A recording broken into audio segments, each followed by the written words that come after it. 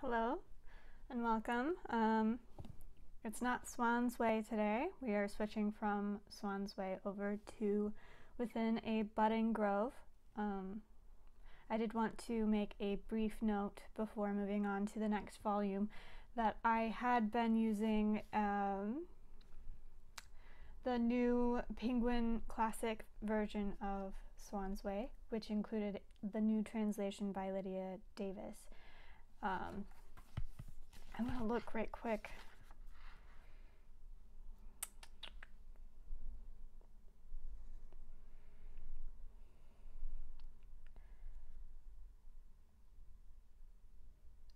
I don't want to waste too much of your time, so I won't look over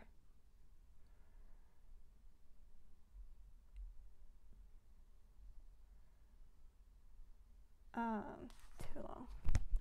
But that is the version that I had been reading from. And I am now moving to a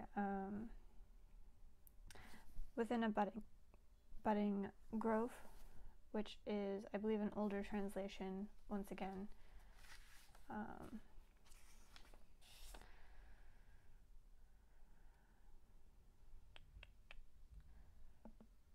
I believe it's 2003 or 1992. I can do a bit more research. This translation is a revised edition of the 1981 translation Within a Budding Grove by C.K. Scott, Moncrieff, and Terence Kilmartin, published in the United States by Random House Inc. and in Great Britain by Chatto and Windus. Revisions by D.J. Enright. There you go. This translation is from 1981. So a much older translation. So we will get into the thick of it.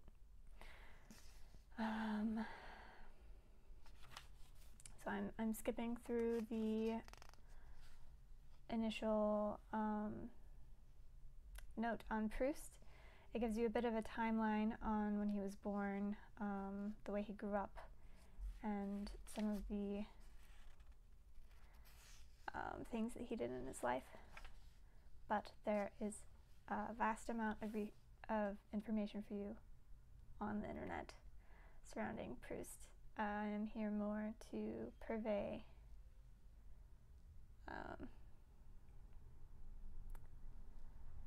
the continued effort of endurance of creating via a prompt. The prompt here being the behemoth, the wonderful behemoth that was Proust's In Search of Lost Time. So volume 2. I will read the note on the translation. So this is Terence Kilmartin. Sorry that this is a bit long-winded. The next episodes won't be like this, but I just want to give it proper justice starting out. So C.K. Scott Moncrieff's version of À la recherche de temps perdus, In Search of Lost Time, has in the past 50 years earned a reputation as one of the great English translations, almost as a masterpiece in its own right. Why then should it need revision? Why tamper with a work that has been enjoyed and admired, not to say revered, by several generations of readers throughout the English-speaking world?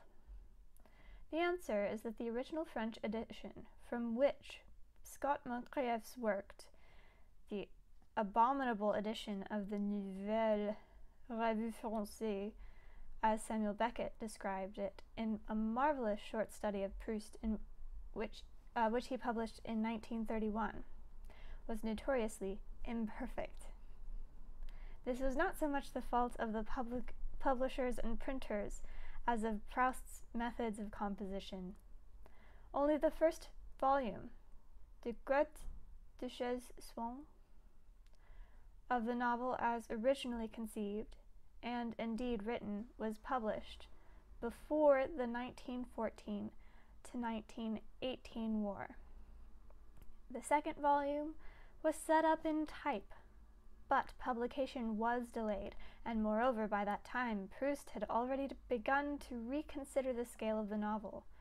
The remaining 8 years of his life, from 1914 to 1922, were spent expanding it from its original 500,000 words to more than 1.25 million. The margins of proofs and typescripts were covered with scribbled corrections and insertions, often overflowing onto additional sheets, which were glued to the galleys or to one another to form interminable strips. What Francois in the novel calls the narrator's péperoles, what Francois calls in the novel péperoles. That was a statement. Sorry. The loyalty is to the original author, and in trying to be faithful to Proust's meaning and tone of voice, I have been obliged, here and there, to make extensive alterations. A general criticism that might be leveled against Scott Moncrieff is that his prose tends to the purple and the precious, or that this is how he interpreted the tone of the original, whereas the truth is that, complicated, dense, overloaded though it often is, Proust's style is essentially natural and unaffected, quite free of preciosity, archaism, or self-conscious elegance. Another pervasive weakness of Scott Moncrieff's is perhaps the defect of a virtue. Contrary to a widely held view, he struck very closely to the original. He is seldom guilty of shortcuts, omissions, or loose paraphrases, and in his efforts to reproduce the structure of those elaborate sentences with their spiraling subordinate clauses, not only does he sometimes lose the thread, but he wrenches his syntax into oddly un-English shapes. A whiff of Gallicism clings to some of the longer periods, obscuring the sense and falsifying the tone. A corollary to this is a tendency to translate French idioms and turns of phrase literally, making them sound weirder, more outlandish than they would to a French reader. In endeavoring to rectify these weaknesses, I hope I have preserved the undoubted felicity of much of Scott Moncrieff while doing the fullest possible justice to Proust. I should like to thank Professor J.G. Whitman for his generous help and the advice of Mr. D.J. Enright for his patient and percipient editing. So that was from the 1981 translation. And then a note on the revised translation from 1992. D.J. Enright, who was listed as an editor from the previous note. Terence Kilmartin intended to make further changes to the translation as published in 1981 under the title Remembrance of Things Past. But, as Proust's narrator observed while reflecting on the work he had yet to do, when the fortress of the body is besieged on all sides, the mind must at length succumb. It was precisely when the thought of death had become a matter of indifference to me that I was beginning once more to fear death, as a threat not to myself but to my book. C.K. Scott Moncrieff excelled in description, notably of landscape and architecture, but he was less adroit in translating dialogue of an informal, idiomatic nature.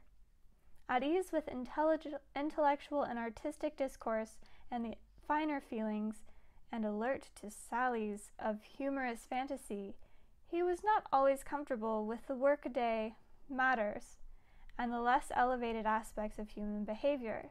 It was left to Kilmartin to elucidate the significance of Albertine's incomplete but alarming outburst, "Me faire casseur," in The Captive, which is a later volume of this work.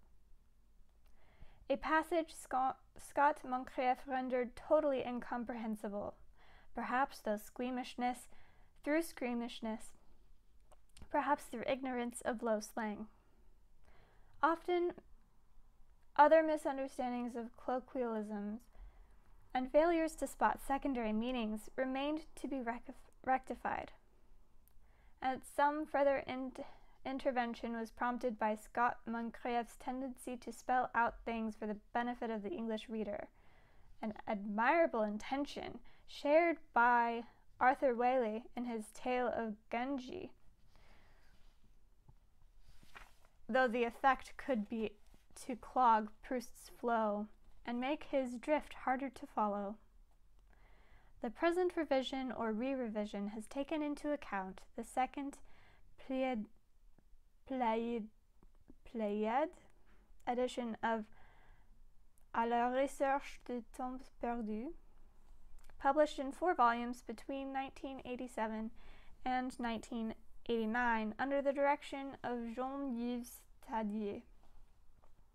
This both adds, chiefly in the form of drafts and variants, and relocates material, not always helpfully from the viewpoint of the common, as distinct from the specialist reader, who may be surprised to encounter virtually the same passage in 2 different locations when there was doubt as to where Proust would finally have placed it.